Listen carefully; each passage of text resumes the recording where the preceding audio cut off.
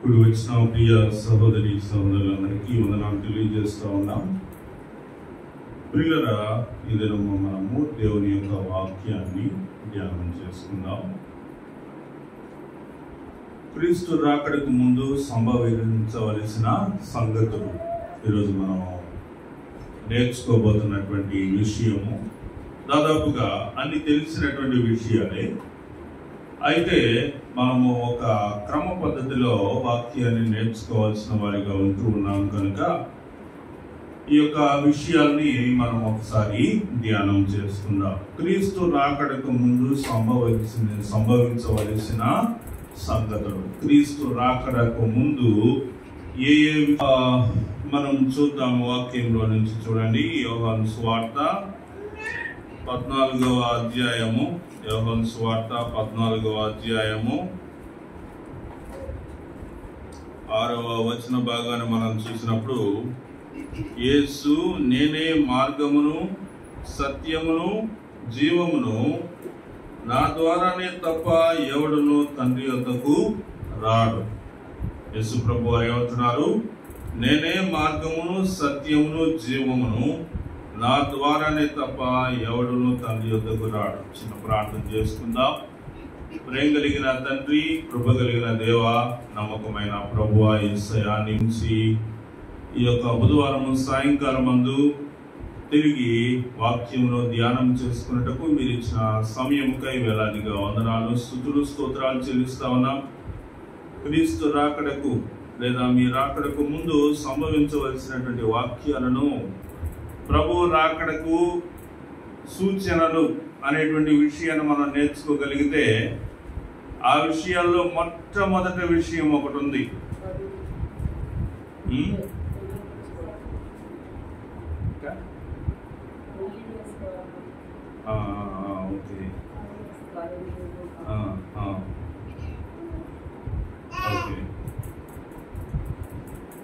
సకల జనులకు సువార్త అందాలి. ఫస్ట్ ఏమో వాళ్ళు చెప్పండి. సకల జనులకు సువార్త అందాలి. మత్తయి సువార్త 24వ అధ్యాయంలో ఎక్కువ వచనాలు క్రీస్తు రాకడ అనేటువంటిది ఎలా సంభవిస్తుంది అనేటువంటి విషయాలన్నీ కూడా ఇక్కడ శిష్యులు ప్రభు వారిని అడిగారు. ప్రభువా, నీ రాకడ ఎలా ఉంటుంది, నీ రాకడకు సంభవాలు ఏంటి అనే విషయాలన్నీ అడుగుతా ఉన్నప్పుడు ప్రభు వారు 24వ అధ్యాయంలో నుంచి తన శిష్యులతోటి మాట్లాడినటువంటి విషయాలన్నీ కూడా ఇక్కడ పొందుపరచబడ్డాయి.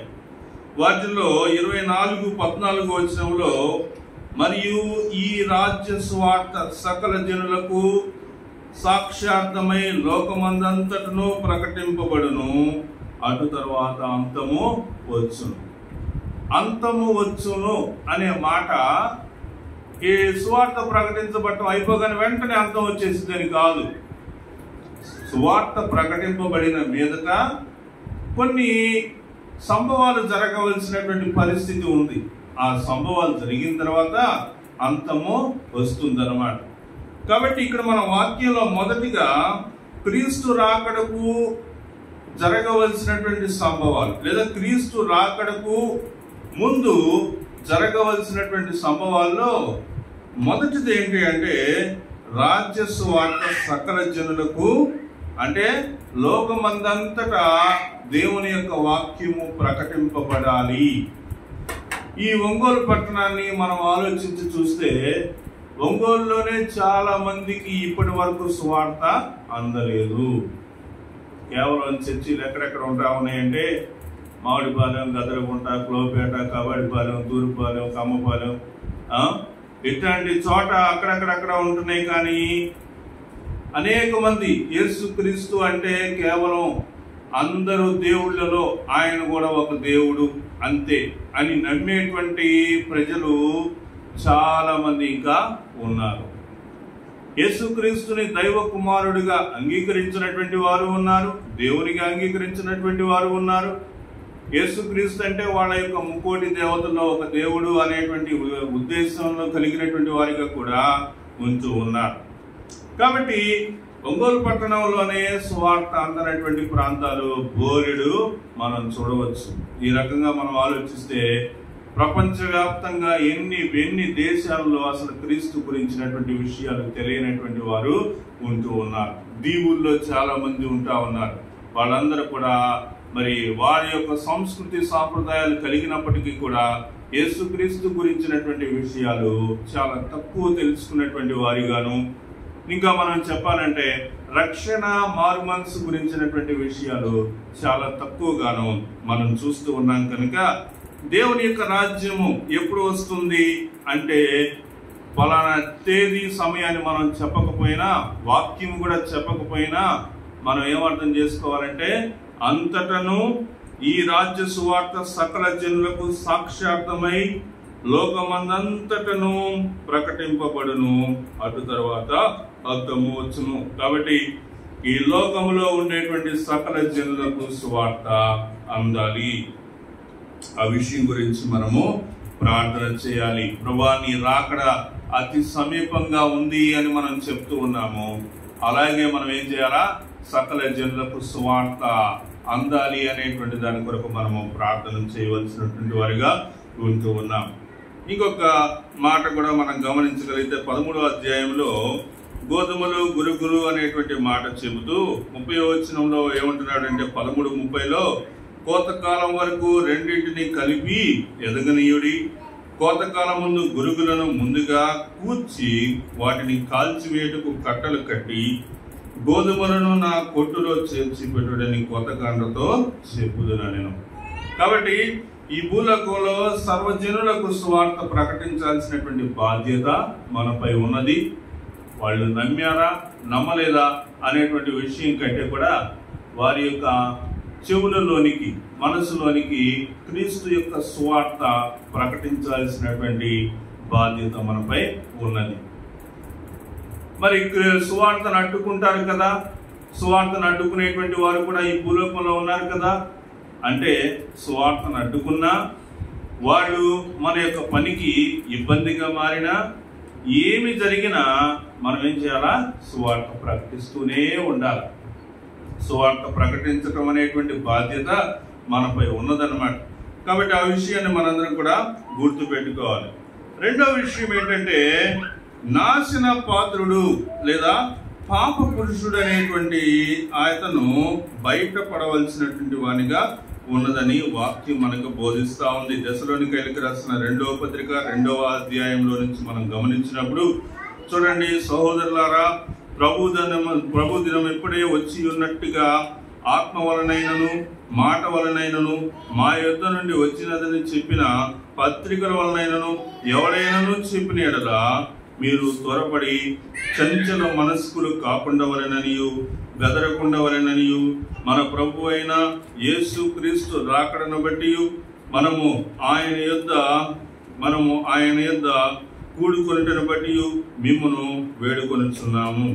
కాబట్టి ఇక్కడ క్రీస్తు ప్రభు వారి యొక్క రాకడను గురించినటువంటి మాటలో మనం ఏం చూస్తున్నామంటే, ఇదిగో క్రీస్తు ప్రభు వారు వచ్చేశారు అని చెప్పగానే మనం చంచల మనస్కులు అయిపోయి ఆందోళన పడవలసినటువంటి అవసరం లేదు అనే విషయం మనం గమనించాలి. ఎందుకంటే ఈ మధ్యలోనే గత ఈ 1-2 సంవత్సరాల్లో మనం గమనించినప్పుడు కొన్ని విషయాలు మనకు కనిపిస్తా వచ్చినాయి. ఏంటంటే ఇశ్రాయేల్ దేశం చుట్టూతా ఒక రౌండ్గా ఒక మేఘం ఒకటి కనిపించింది. చుట్టూతా ఒక గుండ్రటి ఆకారంలో మేఘం కమ్ముకొని వచ్చింది. దాని మధ్యలో క్రీస్తు కనిపించాడు అని కొంతమంది చెప్తా వచ్చారు. ఇంకా కొంతమంది భయపడుతూ అదిగో ఆకాశంలో చూడండి ఒక దూత కిందకి దిగుతా ఉంది, చూడండి ప్రభు వచ్చేసాడు అని చెప్తా ఉన్నారు. ఈ విధంగా మనం చూసినప్పుడు ఎంతో మంది ఎన్నో రకాలైన అపోహలకు గురవుతూ ఉన్నారు.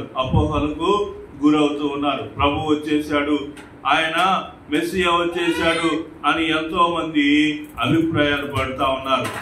మొన్న ఇశ్రాయేల్ దేశంలో కూడా వాళ్ళు మా కొరకు మెస్సియా పుట్టాడని ఒక ఆయన్ని తెచ్చేసుకొని ఆయనే మా యొక్క మెస్సయ్య అని చెప్పుకుంటా వచ్చారు. కాబట్టి క్రీస్తు ప్రభు వారి యొక్క రాకడకు ముందు అనేక మంది క్రీస్తులు, అబద్ధ క్రీస్తులు వస్తారు అనేటువంటి మాట వాక్యంలో ఉంది. కాబట్టి అబద్ధ క్రీస్తులు, అబద్ధ ప్రవక్తలు, నేనే క్రీస్తు అని చెప్పేటువంటి వారు ఎంతో మంది ముందుగా వస్తారు. కాబట్టి మా ప్రభు అక్కడ ఉన్నాడని, ప్రభు ఇక్కడ ఉన్నాడని, ఆ తర్వాత లేకపోతే క్రీస్తు ప్రభు వారు అక్కడికి వచ్చారని, ఇక్కడికి వచ్చారని, ఆకాశంలో కనిపించారని ఇట్లాంటి మాటలన్నీ చెప్తే మనం విని గబక్కన మన యొక్క హృదయాన్ని చంచలత్వంలోనికి తీసుకెళ్లిపోయి మనం ఆందోళన చెందాల్సినటువంటి అవసరం లేనే లేదు. ఎందుకంటే లేఖనాల నెరవేర్పు అనేటువంటిది ఎంతో అవసరం. క్రీస్తు ప్రభు వారు ఆయన రావటానికి ముందు జరగవలసినటువంటి విషయాలు ఎన్నో ఉన్నాయి. అవన్నీ జరిగినప్పుడే అంతము వస్తుంది, ప్రభు వారు వస్తారు అనేటువంటి విషయం మనము గమనించాలి. కాబట్టి ఒకవేళ ఆకాశంలో అలాంటి పరిస్థితులు జరుగుతూ ఉంటే వాటిని మనం నిజంగానే చూస్తే కూడా మనం ఏమనుకోవాలంటే ఆకాశంలో రకరకాలైనటువంటి విషయాలు జరుగుతాయి అనేటువంటి విషయాలు, సూచక క్రియలు, సూచనలు, ఆకాశంలో సూచనలు కనిపిస్తాయని కూడా మనం వాక్యంలో చూస్తాం. కాబట్టి దాన్ని బట్టి మనము ప్రభు యొక్క రాకడ సమీపంగా ఉందని మనం గుర్తుంచుకోవాలి. కాబట్టి మనం ఇక్కడ చూస్తా ఉన్నాం, చూడండి ఏం చూస్తా ఉన్నాము, నాశన పాత్రుడు లేకపోతే పాప పురుషుడు బయలుపడాలి అనేటువంటి విషయాన్ని చూస్తా ఉన్నాం. 3వ వచనం చూస్తే, మొదట భ్రష్టత్వము సంభవించి నాశన పాత్రుడకు పాప పురుషుడు బయలుపడితేనే కానీ ఆ దినము రాదు. మరి ఈ పాప పురుషుడు అనేటువంటి వాడు లేకపోతే ఈ యొక్క నాశన పాత్రుడు లేదా పాప పురుషుడు అనేటువంటి ఆయన బయలుపడ్డాడా అనేవాడు ఇప్పుడు బయలుపడ్డాడా లేదా అనే విషయాన్ని ఆలోచిస్తూ ఉంటే చాలా మంది చాలా రకాలైనటువంటి అపోహలు దీంట్లో కూడా కలిగి ఉంటా ఉన్నారు.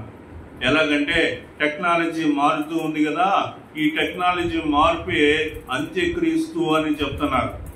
కొంతమంది ఏం చెప్తున్నారంటే కాదు, అంత్యక్రీస్తు అనేటువంటి ఒక వ్యక్తి వస్తాడు అని చెప్తా ఉన్నారు. కానీ దానియేలు గ్రంథము, ఆ తర్వాత మనం యెహెజ్కేలు గ్రంథము, ఆ తర్వాత ఇంకా ఈ యొక్క గ్రంథాలను మనం పరిశీలనగా చదువుతుంటే, ప్రకటన గ్రంథం ఇవన్నీ పరిశీలనగా మనం చదువుతా ఉంటే అక్కడ ఒక కొమ్ము పైకి రావాలి అనేటువంటి విషయాన్ని మనం చూస్తా ఉన్నాం. కాబట్టి ఒక కొమ్ము, ఆ కొమ్ము అనేటువంటిది ఒక దేశానికి సంబంధించినట్టుగా మనం చూస్తా ఉన్నాం. అంటే ఏ దేశం అంటే ఇరాన్, ఇరాక్ అనేటువంటి దేశాల్లో ఒక దేశము ముందుకు రావాల్సి ఉన్నది. ఇప్పుడు ఇంకా రాలా ఆ దేశం ఇంకా ముందుకు రాలా. ఈ మధ్య ఇస్రాయేల్ కి హమాస్ కి మధ్యలో యుద్ధం జరుగుతూ వచ్చింది. ఈ యుద్ధంలో హమాస్ ఓడిపోయిన తర్వాత ఇస్రాయేలీలు గాజాలో ఉన్నటువంటి ప్రజలందరినీ కూడా బయటకు నెట్టేసేటువంటి వీడియోలు అవి మనం చూస్తూ వచ్చాం. పాలస్తీనాలో ఇస్రాయేలీలు చేసినటువంటి దాడులను, వాళ్ళు చేసినటువంటి ఆ యొక్క యుద్ధాన్ని మనం గమనించినప్పుడు ఇంకా క్రీస్తు ప్రభు వారి యొక్క రాకడకు అది సమీపంగా ఉంది అని చెప్పేసి చాలా మంది అనుకున్నారు. కానీ ఎప్పుడైతే ఆ అపవాదికి లేదా ఆ క్రూర మృగానికి ఆ కంటికి దెబ్బ తగిలింది, చచ్చినటువంటి దెబ్బ తగిలింది, చావు దెబ్బ తగిలింది, అయినప్పటికీ కూడా అది బతికింది అని చెప్పినటువంటి విషయంలో పాలస్తీనా దేశం ఇప్పుడు నశించిపోతున్నటువంటిదిగా, కృషించిపోతున్నటువంటిదిగా కనిపించినప్పటికీ కూడా అది కొన్ని సంవత్సరాల తర్వాత కొన్ని చిహ్నాలు ఉన్నాయి, అంటే కొన్ని గుర్తులు ఉన్నాయి అన్నమాట. కొన్ని గుర్తులు ఉన్నాయి. ఎవరు అంత్యక్రీస్తు, ఎక్కడి నుంచి బయటపడతాడు అనేటువంటి విషయాలు కొన్ని మనం గుర్తు పెట్టుకోవాలి. దాన్ని బట్టి మనము ఆలోచించాలి. కాబట్టి మొదట ఏం జరగాలి? క్రీస్తు ప్రభు వారి యొక్క రాకడ రావడానికి ముందు ఏం జరగాలి? సకల జనులకు స్వార్థ ప్రకటించబడాలి. రెండవది ఏం జరగాలి? పాప పురుషుడు లేదా ఇంకా వాక్యంలో మనం చూసినప్పుడు మొదట భ్రష్టత్వము సంభవించి, మొదట ఏం జరగాలి? భ్రష్టత్వం సంభవించాలి. దేశాల మధ్యలో భ్రష్టత్వం అనేటువంటిది సంభవించేటువంటి రోజులు దగ్గరలోనే ఉన్నాయి. ఎందుకని దేశంలో భ్రష్టత్వం సంభవిస్తుంది అంటే దేశంలో పంటలు సరిగా పండట్లేదు. ఇంత ముందు రోజుల్లో మా చిన్నతనంలో యాపిల్ అంటే ఇంత లావు ఉండేది, యాపిల్ అంటే ఎంత ఉండేది, ఇంత లావు ఉండేది, పెద్ద పెద్ద ముక్కలు ఉండేది. పిండి యాపిల్ అని ఒకటే ఉండేది మనకు తెలిసి. అది ఒకటి తినడానికి సరిపోదు, ఒకరికి సరిపోదు, ఇద్దరు తినేవాడు, ఇద్దరు ముగ్గురు తినేవాడు, పెద్ద పెద్ద మొక్కలు ఉండేవి. మరి ఇప్పుడు ఇప్పుడు నువ్వు ఏ యాపిల్ తిన్నా దాంట్లో పిండి ఉండదు, అంత నీరే ఉంటుంది. ఇంతకుముందు యాపిల్ తింటే ఆరోగ్యం వచ్చేది, ఇప్పుడు తింటే దగ్గు జలుబు వస్తుంది. చిన్న చిన్న కాయలు వస్తున్నాయి, అన్ని అది చిన్న చిన్న కాయలు వస్తాయి. ఇంతకుముందు ఉన్నటువంటి పరిస్థితుల్లో ఆరోగ్యకరమైనటువంటి ఆహారము అనేటువంటిది మనం తీసుకోగలుగుతుంటే ఇప్పుడు ఆరోగ్యకరమైనటువంటి ఆహారాన్ని మనం తీసుకోవట్లేదు, అనారోగ్యమైనటువంటి ఆహారాన్ని తీసుకుంటున్నాం. ఇంకా మనం ఏం చేస్తున్నాం, అది మంచి ఆహారం కాదని మనం ఇప్పుడు ఏం ఆహారం తింటున్నాం అంటే ఆర్గానిక్ ఆహారం తింటున్నాం. ఏంటి చెప్పండి? ఆర్గానిక్ అనేటువంటిది ఎలాంటి పెస్టిసైడ్స్ లేకుండా చేస్తారు. ఆహారం దాని నుంచి వచ్చేటువంటి తింటే మనకు ఆరోగ్యం వస్తుందని మనం అనుకుంటున్నాం. అది కూడా ఆర్గానిక్ అనేది కూడా ఒక బిజినెస్ గా మారిపోయింది. ఎప్పుడో వర్షం పెడితే మెరుపులు పెడితే అప్పుడు వస్తాయి మష్రూమ్స్, పుట్టగొడుగులు వస్తాయి. అవి ఆ బ్రిడ్జి కింద మార్కెట్ దగ్గర అక్కడక్కడ కింద పెట్టి అమ్ముతూ ఉంటారు. ఎప్పుడు వర్షం పడితే, పిడుగులు పెడితే, లేకపోతే మెరుపులు వస్తే అప్పుడు మాత్రమే ఆ పుట్టగొడుగులు వస్తాయి, వాటి కోసం వెళ్తారు. వర్షంలో కూడా వెళ్ళి తెచ్చుకునేటువంటి వాళ్ళు ఉన్నారు. కానీ ఇప్పుడు ఏం పడకుండానే అదే సైజులో అదే షేప్ లో అమ్ముతున్నారు. ఎక్కడి నుంచి వచ్చినాయి వాళ్ళకి? వర్షం పడలేదుగా, మెరుపులు రాలేదుగా, మరి ఎట్లా వస్తున్నాయి? డూప్లికేట్. ఏంటిది? డూప్లికేట్. దాన్ని పోలినటువంటిది వాళ్ళు తయారు చేసుకుంటున్నారు, దాన్ని అదే రేటుకు అమ్ముతున్నారు. అది తిన్న వాళ్ళకి రోగాలు వస్తాయి.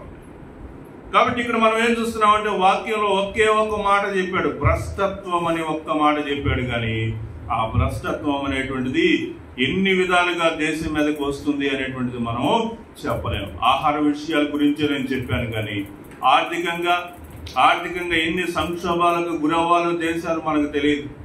ఇప్పటికి శ్రీలంక అలా అయిపోయిందని చెప్పేసి అంటా ఉన్నారు, ఇప్పుడిప్పుడే పుంజుకుంటుంది అంటున్నారు, కానీ దాని గురించి తెలియదు. ఆర్థికంగా మరి దిగజారిపోయినటువంటి దేశాలు ఆఫ్రికా దేశంలో, చాలా దేశాల్లో ఆఫ్రికా ఖండంలో ఉంటా ఉన్నాయి. కాబట్టి మనం గమనించినప్పుడు ఆర్థికంగా దిగజారిపోయినటువంటి దేశాలు, ఆ తర్వాత ఆరోగ్యం లేనటువంటి పంటలు, బలం లేనటువంటి పంటలు. కాబట్టి ఇలాంటివన్నీ మనం చూస్తా ఉన్నాము. ఇంకా ప్రజల మధ్యలో ఏం జరుగుతూ ఉంది?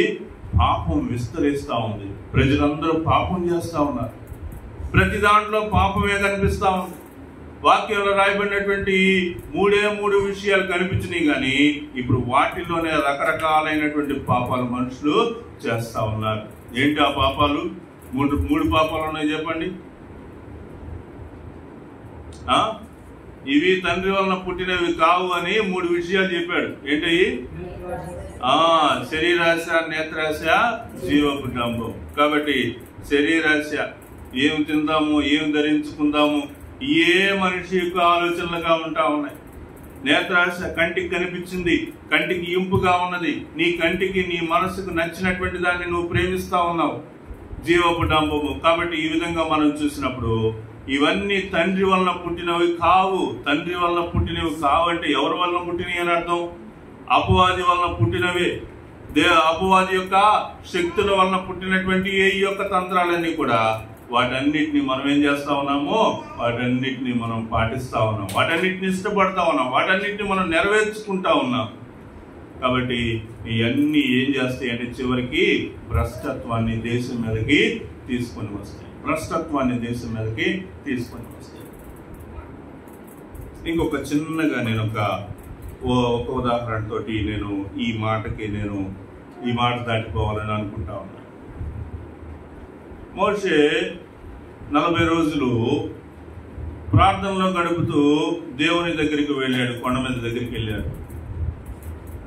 ఈ మోషే కిందకి దిగి రావట్లేదని చెప్పేసి అక్కడ ఉన్నటువంటి ప్రజలందరూ ఏం చేశారంటే, మనకి దేవుడు కావాలి, మనకి ఎవరు కావాలి? దేవుడు కావాలి. మనల్ని నడిపించినటువంటి మోషే ప్రార్థన చేసుకోవడానికి ఇంకేడకో పోయాడు, దేవుడి దగ్గరికి పోయాడు, ఇంతవరకు రాలేదు. ఎంతకాలం రాకుండా ఉంటాడు మనిషి? వెళ్ళినటువంటి మనిషి 1 రోజా, 2 రోజులా, వారమా? కానీ 40 రోజులు అవుతుందే అని వాళ్ళు ఏం చేశారు? వాళ్ళ దగ్గర ఉన్న బంగారం అంతటిని తెచ్చుకొని వాళ్ళ కొరకు ఒక విగ్రహాన్ని తయారు చేసుకున్నారు, దూడను తయారు చేసుకుని ఇదే మా యొక్క దేవుడు, మమ్మల్ని నడిపించే దేవుడు ఇదే అని వాళ్ళు అనుకున్నారు. మోషే మళ్ళీ తిరిగి వచ్చాడు. తిరిగి వచ్చినప్పుడు వాళ్ళందరూ ఏం చేస్తున్నారు? వాళ్ళందరూ పాపంతో నిండి ఉన్నారు. అలాంటి వాళ్ళు పాపంతో నిండినటువంటి పరిస్థితి ఇప్పుడు ఎక్కడ కనిపిస్తుందంటే డీజే మ్యూజిక్లో కనిపిస్తుంది. ఎక్కడ కనిపిస్తుంది? డీజే, ఏదైనా డీజే డీజే డీజే మ్యూజిక్. బర్త్డేనా డీజే, పొలిటికల్ మీటింగా డీజే, పెళ్ళిళ్ళ డీజే. డీజే మ్యూజిక్ వెనక ఏం జరుగుతుంది? పెద్ద పెద్ద పాపాలు జరుగుతూ ఉంటాయి. ఆ రోజు డీజే లేదు కానీ అంతకంటే గొప్పగా పాపం చేస్తూ ఉన్నారు. దేవుడు ఇచ్చినటువంటి ఆజ్ఞలు కలిగినటువంటి రాతి పలకలను తీసుకొని మోషే కిందకు వస్తా ఉన్నాడు. వాళ్ళు పాపం చేస్తా ఉన్నారు. దేవుడు అక్కడ వాళ్ళతోటి మాట్లాడమని చెప్పినప్పుడు నా వైపు ఉన్న వాళ్ళు నా దగ్గరకు రండి అని చెప్పాడు. ఆ తర్వాత ఆ పలకలను వాళ్ళ మీద విసిరి వేసినప్పుడు అక్కడ వాళ్ళందరూ కూడా నాశనమైనటువంటి స్థితి మనం చూస్తా ఉన్నాం. ప్రియులారా, భ్రష్టత్వం అంటే అది అన్నమాట. భ్రష్టత్వం అనేటువంటిది అంత తీవ్రంగా ఉంటుంది. భ్రష్టత్వం అనేటువంటిది ఎక్కడి నుంచి ప్రారంభమైందంటే ఒక చిన్న ఆలోచన దగ్గర నుంచి ప్రారంభమైంది. కానీ ఆ ఆలోచన బలపడుతూ వచ్చి ఏమైందంటే ఒక పెద్ద నాశనానికి దారి తీసినట్టుగా మనం చూస్తా ఉన్నాం. కాబట్టి ఈ యొక్క ఉదాహరణ వెనుక కూడా ఎవరి హస్తం ఉంది? పాప పురుషుడు, లేదా మనం ఏం చూస్తా ఉన్నాం? నాశన పాత్రుడు. భ్రష్టత్వం అనేటువంటిది ఎవరికి చిహ్నం అంటే నాశన పాత్రుడికే చిహ్నం. నాశన పాత్రుడు వచ్చి ఏమి గొప్ప అంటే అభివృద్ధిని తీసుకురాడు. వేరే నాశన పాత్రుడు. నాశన పాత్రుడు ఏం చేస్తాడు? నాశనమే చేస్తాడు. కాబట్టి ఆ నాశనం అనేటువంటిది, భ్రష్టత్వం అనేటువంటి మనసు, ఆ బీజం అనేటువంటిది ఈ నాశన పాత్రుడిలో నుంచే వస్తూ ఉంది అనే విషయాన్ని మనం చూస్తా ఉన్నాం. క్రీస్తు ప్రభువారు రాకమునుపు, క్రీస్తు ప్రభువారు ఆయన యొక్క రాకడలో రాకమునుపు మొదట సర్వలోకానికి సువార్త ప్రకటించబడాలి. పాప పురుషుడు లేదా నాశన పాత్రుడు అనేటువంటి వాడు బయలుపడాలి. మూడోది మనం చూస్తా ఉన్నాం చూడండి, అంత్యక్రీస్తు పరిపాలన సాగాలి. ఆ పాప పురుషుడు బయలుపడిన తర్వాత, ఆ యొక్క నాశన పాత్రుడు బయలుపడిన తర్వాత ఆ నాశన పాత్రుడు ఏం చేస్తాడంటే తన యొక్క పరిపాలన చేసేటువంటి వారిగా చూస్తా ఉన్నాం. అయితే అది ఎక్కువ సమయం కాదు, కొద్ది కాలమే తన యొక్క పరిపాలన చేస్తాడు. 3-4 వచనాలు చూడండి. దెస్సలోనికైయులకు రాసిన 2వ పత్రిక 2వ అధ్యాయం 3-4. మొదట భ్రష్టత్వం సంభవించి నాశన పాత్రుడకు పాప పురుషుడు బయలుపడితేనే కాని ఆ దినము రాదు. ఏది దేవుడు అనబడునో, ఏది పూజింపబడునో దానంతటిని ఎదిరించుచు దానికంతటి పైగా వాడు తను తానే హెచ్చించుకొనుచు తాను దేవుడనని తన్ను కనపరుచుకొనుచు దేవుని ఆలయంలో కూర్చుండును గనుక. కాబట్టి చూడండి, ఆ యొక్క నాశన పాత్రుడు అపవాది తన యొక్క కార్యకలాపాలు ఏం చేస్తాడు, తన యొక్క పరిపాలన ఎలా సాగిస్తాడు అంటే, ఏది దేవుడు అనబడును, మనం ఎవరిని పూజిస్తున్నాము, ఎవరిని ఆరాధన చేస్తున్నాము, ఎవరికి ప్రార్థన చేస్తున్నాము, మన యొక్క దేవుడు ఎవరు? సజీవుడైనటువంటి దేవుడైనటువంటి ప్రభువుని మనం స్తుతిస్తూ ఉన్నాము.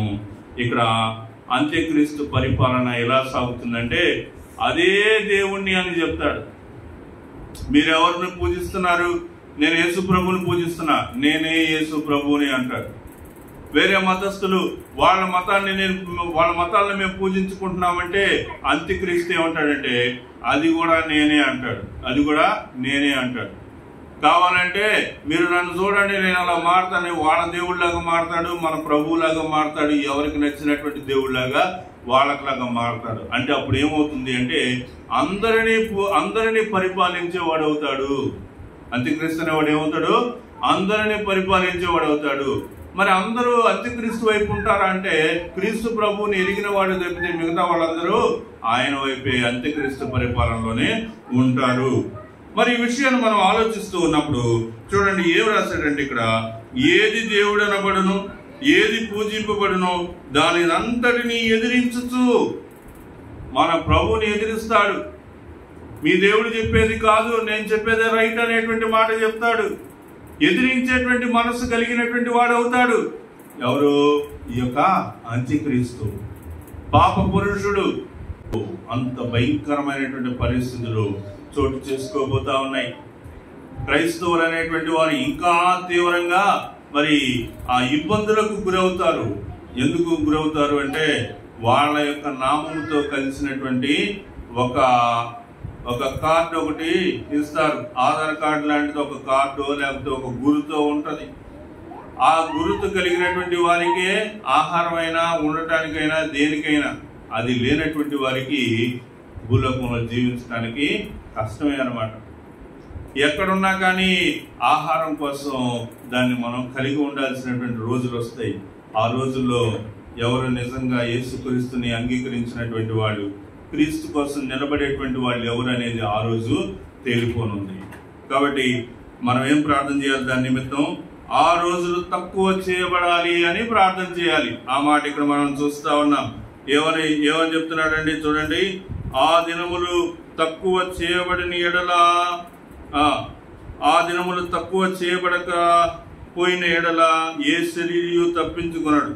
ఏర్పరచబడిన వారి నిమిత్తం ఆ దినములు తక్కువ చేయబడును. కాబట్టి ఏర్పరచుకున్నటువంటి వారు ఎవరంటే క్రీస్తునందు విశ్వాసం ఉంచి మారు మనసు పొంది బాప్తిసం పొంది క్రైస్తవులుగా వారి యొక్క జీవితాన్ని కొనసాగిస్తూ విశ్వాసంలో జీవిస్తున్నటువంటి వారందరూ కూడా మరి వారి నిమిత్తము ఆ దినములు తక్కువ చేయబడతాయి అనే మాట మనం చూస్తా ఉన్నాం. దాని నిమిత్తం కూడా మనము ప్రార్థన చేయాలి. ప్రకటన గ్రంథము 7వ అధ్యాయము 14వ వచనంలో మరొక మాట చూద్దాం. చూడండి 14:7 వచన భాగాన్ని మనం చూసినప్పుడు, అతడు మీరు దేవునికి భయపడి ఆయనను మహిమపరచుడి, ఆయన తీర్పు తీర్చు గడియ వచ్చెను గనుక ఆకాశమును భూమిని సముద్రమును జలధారలను కలుగజేసిన వారికే నమస్కారం చేయడి అని గొప్ప స్వరముతో చెప్పాను. కాబట్టి మనము ఆ విధమైనటువంటి విశ్వాసము ఆ శ్రమల కాలంలో మనము కలిగినటువంటి వారమై ఉండాలి. ఇంకొక మాట కూడా చూద్దాము. దానియేలు గ్రంథంలో నుంచి చూడండి. దానియేలు గ్రంథము 12వ అధ్యాయము 1వ వచనాన్ని మనం ఒకసారి చూద్దాం. చూడండి. అకాలమందు నీ జనుల పక్షమున నిలుచునట్టి మహాధిపత్యకు మికాయేలు వచ్చును. అప్పుడు నీ జనులు రాజ్యముగా కూడిన కాలము మొదలుకొని ఈ కాలం వరకు ఎన్నటికి నీ కలుగునంత ఆపద కలుగును. అయితే నీ గ్రంథములో నీ జనులలో గ్రంథమందు దాఖలైన వారెవరో వారు తప్పించుకొందురు. నీ గ్రంథములో దాఖలైనటువంటి వారు, నీ గ్రంథములో నీ జనులలో గ్రంథమందు దాఖలైనటువంటి వారు, ఆ గ్రంథంలో ఎవరైతే దాఖలయ్యారో వాళ్ళు తప్పించుకుంటారు. ఏంటి ఆ గ్రంథము? ఆ గ్రంథము మరి గ్రంథాలు విప్పబడతాయి. ఆ యొక్క గ్రంథములో నీ పేరు నా పేరు ఉన్నట్లయితే మనం తప్పించబడతాము అనే మాట మనం ఇక్కడ చూస్తా ఉన్నాం. జీవ గ్రంథములో మన యొక్క పేరు ఉండాలి. జీవ గ్రంథంలో మన పేరు లేనట్లయితే మనం తప్పించుకోలేము అనే విషయాన్ని మనం గమనిస్తా ఉన్నాం. కాబట్టి ప్రియులరా, మనం ఈరోజు చూస్తున్నటువంటి విషయాల్లో క్రీస్తు రాకడకు ముందు సంభవించవలసినటువంటి సంగతుల్లో మొదటిగా మనము సకల జనులకు సువార్త ప్రకటించబడాలని తెలుసుకుంటా ఉన్నాం. ఆ తర్వాత పాప పురుషుడు లేదా మనము నాశన పాత్రుడు అనబడినటువంటి అపవాది వస్తాడు, తన యొక్క పరిపాలన చేస్తాడు. ఆ తర్వాత మహాశ్రమంలోనికి మనం వస్తాము. అయితే ఆ మహాశ్రమంలో మనం ఏమవుతామండి? గ్రంథమందు లిఖించబడినటువంటి వారు తప్పింపబడతారు అని చెప్పినట్లుగా క్రీస్తు కోసం నిలబడినటువంటి వారు, ఆ గ్రంథంలో లిఖించబడినటువంటి వారు తప్పించబడతారని మనం చూస్తా ఉన్నాం. మరి ఆ సమయం లేదు గనక నేను ఇక్కడితోటి ఆపాలని ఆలోచిస్తా ఉన్నాను. అయితే ఇక్కడ కూడా మనం ఆలోచించాల్సినటువంటి విషయం ఏంటంటే, నీ యొక్క విశ్వాసము, నీ యొక్క క్రైస్తవ విశ్వాసం, ఇంతవరకు నీవు కొనసాగించినటువంటి నీ యొక్క క్రైస్తవ విశ్వాసం, నీ యొక్క క్రైస్తవ విశ్వాసాన్ని నీవు పరిశీలన చేసినప్పుడు నీ పేరు జీవ గ్రంథంలో ఉంటుంది అని చెప్పడానికి ఆధారం ఉందా? ఇంతవరకు నీ యొక్క భక్తి జీవితాన్ని ప్రశ్నించుకో.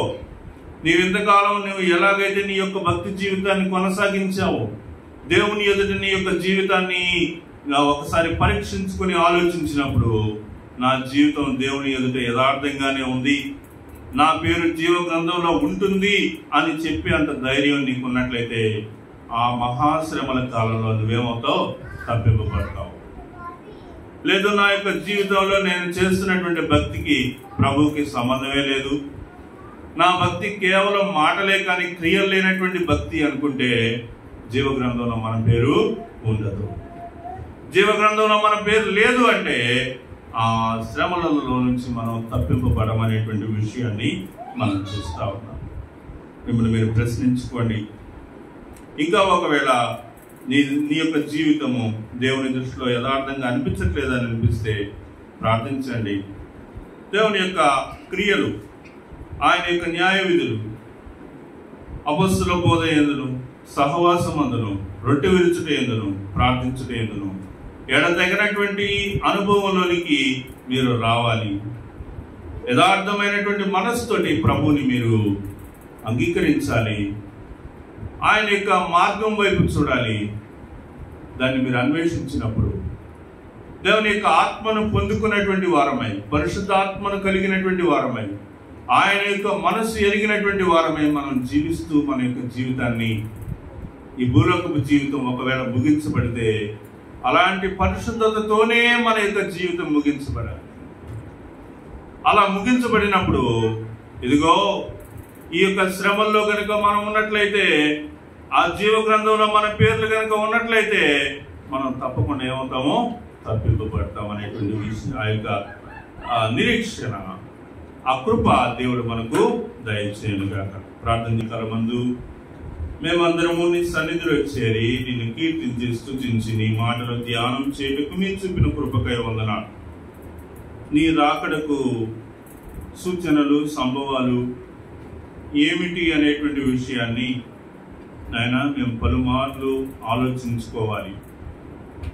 బాప్తిసం తీసుకుంటే పరలోకం వెళ్తాము అనేటువంటి ప్రలోభాల నుంచి మమ్మల్ని దూరపరచండి.